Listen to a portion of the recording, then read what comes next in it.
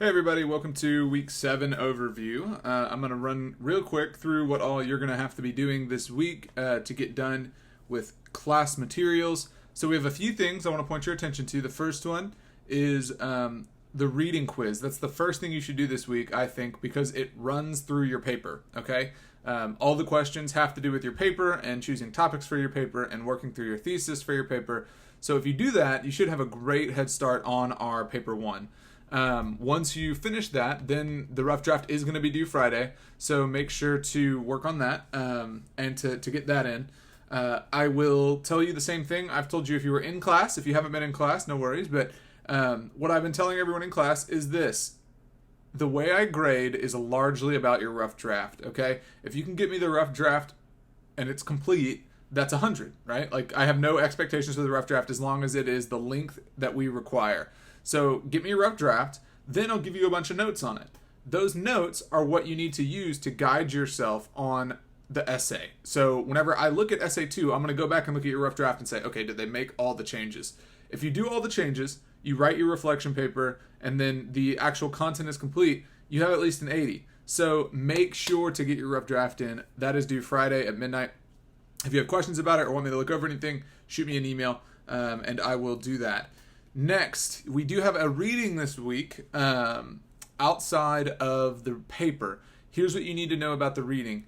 It is building up into our next unit. Technically, this week we're starting our next unit, types of rhetoric, right? So I've used that word a lot. We talk about it a lot, about recognizing our audience, crafting our argument. But let's talk specifics of rhetoric these next few weeks. And the first thing we're going to do is expose ourselves to an example of rhetoric at work. So we're going to read a piece called A Modest Proposal by Jonathan Swift.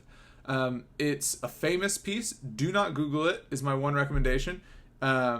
This is like, it would be like spoiling something for yourself. Like there is a specific hook in this story that comes in halfway through, and if you Google it, it's going to be like, oh, whatever. But if you read it, you'll actually get the effect of the rhetoric that you're going to actually try and replicate in your paper, right? You're trying to hook people in and get them to agree with you through some different moves. So read that. It's pretty short. It shouldn't take you very long. And then hold that reading in your head. And the 2 additional links we have on the reading page, read those as well, but hold them in your head. We'll talk about those in class, and then we're also going to have all of those on our quiz for next week in week 8. So keep those fresh in your mind. Make sure to read them, and they're going to be a big part of our quiz next week, okay?